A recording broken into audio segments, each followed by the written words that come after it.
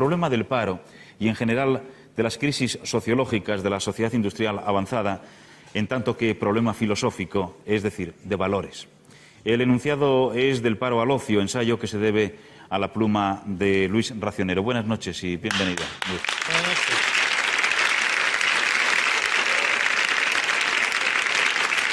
Digamos a modo de presentación que el autor de Del paro al ocio, Luis Racionero, es ingeniero, economista y máster en urbanismo. Continúa en este libro una trayectoria de análisis y crítica cultural iniciada con ensayos sobre el apocalipsis en 1972 y filosofías del underground en 1976, donde se refleja el movimiento contracultural de los 60, seguido por un estudio sobre Leonardo da Vinci en el 78 o la cultura del Renacimiento y la novela Cercamón en el 81, escrita en catalán, donde se describe y analiza el nacimiento y muerte de la contracultura medieval de cátaros y trovadores. Su obra más reciente es La casa de l'Empordà, donde vive Luis Racionero. En 4 palabras, y para centrar un poco el tema, ¿qué es lo que ha pretendido cuando se propuso y escribió Del paro al ocio? Bueno, abordar un tema que está sobre el tapete y que es de enorme actualidad y de preocupación para mucha gente, este fenómeno del paro que se produce en un momento de éxito del sistema, porque hasta ahora estábamos acostumbrados a que el paro se producía en épocas de depresión. Y de repente, en la década en que están las economías occidentales en máxima expansión, pues se produce paro. Y esto ha sido una sorpresa. Y es un tema digno de analizarse. Una sorpresa que no es exclusivo, suponemos, de la sociedad española. No, evidentemente, porque tal como yo lo veo, el paro es producido por el éxito de la tecnología, porque la máquina desplaza al hombre. Entonces, cuanto más avanzadas son las sociedades, más se va a producir este fenómeno y, por tanto, los países más industrializados que España pues lo van a sufrir también y ya lo están sufriendo. ¿Debemos entender entonces que el paro no va a tener nunca remedio? Yo diría que no tendrá remedio mientras se siga enfocando el paro, que es un problema del siglo XX, con ideas del siglo pasado. Pero si se entiende que precisamente el paro es traído por el éxito del sistema industrial, entonces sí se rompen muchas cosas, y de esto podemos hablar, ahí está la dificultad de la solución, entonces el paro es la liberación del hombre por la máquina. ¿Qué quiere decir eso, profesor?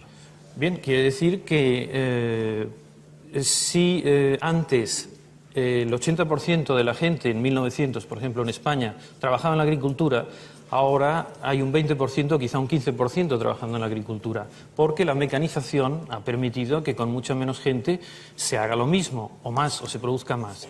Esto está pasando en la industria y seguramente pasará en los servicios. Es decir, que las máquinas están haciendo los trabajos más pesados y están liberando al hombre para unas ocupaciones que pueden ser mucho más creativas. Últimamente siempre se habla de crisis, pero ¿de qué crisis? ¿Económica, moral, cultural o todo es una crisis? Mire usted, yo hablaré de crisis cuando vea las autopistas vacías y los restaurantes vacíos. Mientras no sea así, no acabo de entender de qué crisis se está hablando. Y quizás la crisis fundamental, aparte de que naturalmente hay sectores industriales en crisis, hay gente que lo está pasando muy mal, cosa evidente, pero la crisis fundamental es este estado de transición. Es un desasosiego producido por el hecho de que estamos saliendo de una época y estamos entrando en otra. Y esto, aunque parezca un tópico y se haya dicho muchas veces, es una realidad. Estamos entrando en la sociedad postindustrial, hay toda una maquinaria cibernética y telemática que está revolucionando nuestras actividades.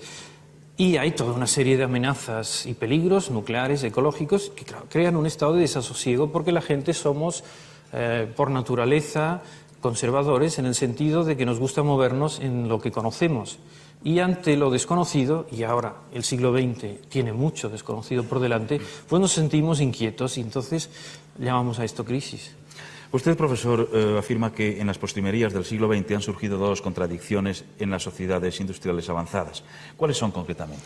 Bueno, una es el querer tener pleno empleo a 40 horas a la semana y, por otro lado, automatizar la industria. Estudiamos primero lo primero. Sí. ¿Quiere esto decir que tal como vamos de automatización de la industria, es imposible el pleno empleo? Yo creo que sí, porque la salida del pleno empleo por arriba, es decir, intentando crear nuevos puestos de trabajo a base de desarrollar más industrias, es muy difícil. Por un lado, porque el consumo ya está muy saturado. No se puede cenar 4 veces ni tener 3 coches a la vez. Y por otro lado, las materias primas también se agotan y son caras. Por tanto, intentar solucionar el paro a base de crear más puestos de trabajo por nueva industria es muy difícil. Entonces, la única solución, o una solución quizá más viable, desde un punto de vista técnico, es el reducir las horas de trabajo. Trabajar menos para que trabajen más, en otras palabras. Trabajar menos porque las máquinas están haciendo una serie de horas de trabajo que antes teníamos que hacer nosotros. Ahora bien, trabajar menos no quiere decir cobrar menos, sino que supone, y ahí está el kit de la cuestión, un problema de redistribuir. Está usted diciendo que hay que trabajar menos horas, hay que cobrar lo mismo y de esa manera trabajarán más personas. Eso quiere decir. Exactamente. ¿Y dónde queda ahí los costos de las operaciones? Bueno, los costos de las operaciones vienen asumidos por esta mecanización. Es decir, cuando se habla de productividad, es decir, la cantidad producida por un hombre hora, si hay más componente máquina que antes, entonces esta productividad se puede mantener con menos horas del hombre. ¿Me explico? ¿No? Hay una sustitución de horas de hombre por horas de la máquina. Desde el punto de vista económico, empresarial, ¿eso es viable? ¿O estamos hablando de utopías, de filosofía? Desde el punto de vista empresarial, los empresarios tienen que entender que se ha de producir una redistribución de lo que se produce. Es decir, que si ahora un hombre trabajase 4 horas y cobrase lo mismo que antes, quiere decir que lo producido, el pastel que existe, puesto que las máquinas y los hombres lo producen, el pastel se tendría que redistribuir. Ahí está el gran problema. Aunque la pregunta parezca demasiado simple, señor Racionero, ¿qué es el paro? Bueno, el paro es querer trabajar y no poder. Y esto viene de la consecuencia lógica del desarrollo tecnológico. En este momento sí. Hasta ahora no. Hasta ahora existían formas de paro, pues personas en la agricultura que estaban en paro encubierto, querían trabajar y no había bastantes faenas para ellos. Había pues momentos en que las fábricas entraban en depresión porque el mercado entraba en un momento de estancamiento. Pero en este momento es que el caso paradójico es que el paro no es culpa de los parados, sino que el paro es culpa de lo que decía antes, de que las máquinas están tomando cada vez mayor importancia. Entonces realmente esta gente no están parados ni porque sean incompetentes, ni porque sean holgazanes, sino porque se encuentran ante un cambio estructural muy importante y que todavía no hemos asumido ni hemos arreglado. O sea que estamos en los dolores del parto de una nueva organización del trabajo. Señor Racionero, pensemos por un momento que esta solución que usted brinda, la de que se reduzca, digamos que al 50% la jornada laboral, no el salario, de esta manera la población parada podría trabajar, pero la población trabajadora, al trabajar la mitad de la jornada, tendría unas horas que ahora no tiene de ocio. Sí. Ahí nos metemos en otro problema. ¿Sabe la gente emplear su tiempo libre?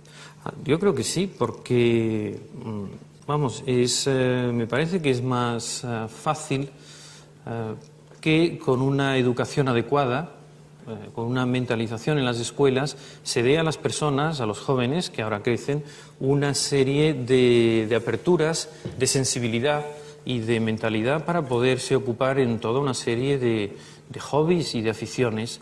Yo creo que la educación no es coger al chico o a la chica y meterlo en un molde que nos hemos prefabricado, sino que hay que considerarlo como una planta que brota, que crece y que se va a abrir a su modo, y que lo que hay que hacer es abonarlo y regarlo y enseñarle las distintas posibilidades que tiene la vida. Y evidentemente me parece que hay de sobras, hay ocupaciones de sobras como para que no se pueda aburrir nadie. ¿Es incluso, desde su punto de vista, una ocupación el pasar de todo, el no hacer nada? Bueno, esto ya es una ocupación muy ambigua. Quizás la postura estamos hablando del pasota, sí. La postura del pasota es como un indicador, como una válvula de escape o como un semáforo que está indicando que la gente joven ve ciertas contradicciones y que como no se le dan soluciones a esto, pues entonces toma una actitud de marginación. O sea que de hecho es una señal indicadora. ¿Se puede incluir ahí, en esta señal de marginación, a los beatniks, hippies, punks? Sí, evidentemente son diferentes generaciones. Los beatniks en los años 50, los hippies en los 60, los punks en los 70 y ahora, que están adoptando formas distintivos, ¿no? Son señales, el cuero, el imperdible, lo que sea. Antes eran las flores y los pelos y los cabellos largos, y realmente pues son manifestaciones de esta marginación de la juventud, de esta protesta, diría yo, de la juventud. Habla de la juventud al hablar de pasotismo. ¿Y qué pasa cuando los que pasan son los que ya no se pueden denominar jóvenes? ¿Qué significa eso? Bueno, significa que también para ellos se ha producido un desencanto, se ha producido un desengaño con los ideales de vida que se les había planteado. Es decir, que llegan a un punto en que ven que aquello para lo que habían luchado o trabajado pues no les llena. En el último capítulo de su libro, usted habla del ocio con dignidad. ¿Qué es esto?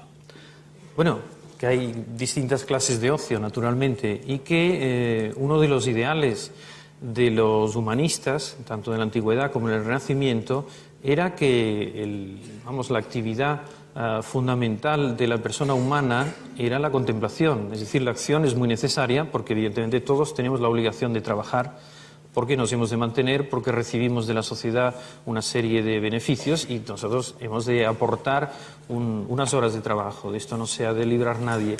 Pero esto no es la base de la vida. Es decir, no solo de pan vive el hombre, sino que hay toda una serie de componentes de tipo mental, espiritual, de sensibilidad, que podríamos llamar la contemplación.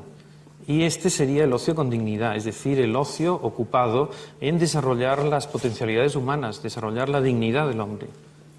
Yo creo, señor Racionero, que muchos españoles dormirían mucho más tranquilos, posiblemente mejor, si oyesen de usted alguna palabra de esperanza. ¿Estamos a tiempo, está la sociedad a tiempo de arreglar todo este asunto? Sí, claro, la sociedad está a tiempo. Lo que pasa es que los mecanismos son complejos. Nosotros somos un país que, bueno, somos el 10º país industrial, tenemos 35 millones de habitantes. Las soluciones es difícil que las podamos imponer nosotros a los otros países del mundo. Quizás tengan que venir de países más importantes. Ahora, yo creo que en este país, no quisiera parecer chauvinista, en este país nuestro hay una componente, hay un tipo, un temperamento humano muy especial, ¿cómo le llamaría?, de una cierta dignidad.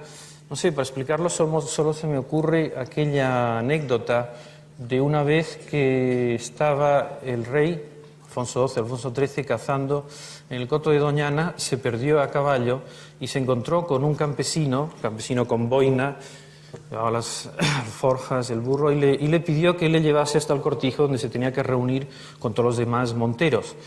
Y entonces, cuando ya se acercaban al cortijo, este hombre curioso dijo: me han dicho que está el rey en esta cacería. Y el rey le contestó: sí, sí, parece que sí. Dice: me dirá, ¿cómo sabré quién es? Porque me gustaría verlo personalmente. Y le dijo: mire usted, pues cuando entremos allí, el que se quede cubierto, cuando los demás se descubran, ese es el rey. Entran, naturalmente se descubrió todo el mundo, menos el rey. Y el rey se vuelve y le dice: ahora ya sabes quién es. Y el campesino, que iba con la boina, le dice: sí, o tú o yo. Bonita anécdota. Antes de finalizar, y nos queda ya un minuto para la próxima respuesta, yo intuyo que cualquiera de los muchos parados que hay en España que hayan podido estar escuchando sus palabras habrán suspirado con desesperación diciendo: como la solución del paro esté en que trabajemos la mitad y nos paguen el mismo salario, esto va para largo. ¿Realmente va para largo? Posiblemente va para largo. En España y en todo el mundo. Quiero decir, no hay más solución que las que hay. Estas son. Exactamente. Pero yo creo que el tomar conciencia de esto, de que esto sería una vía de salida, me parece que es un paso importante para llegar a ello. ¿Y quién tiene que tomar conciencia de esta vía de salida? Evidentemente, los políticos y los empresarios.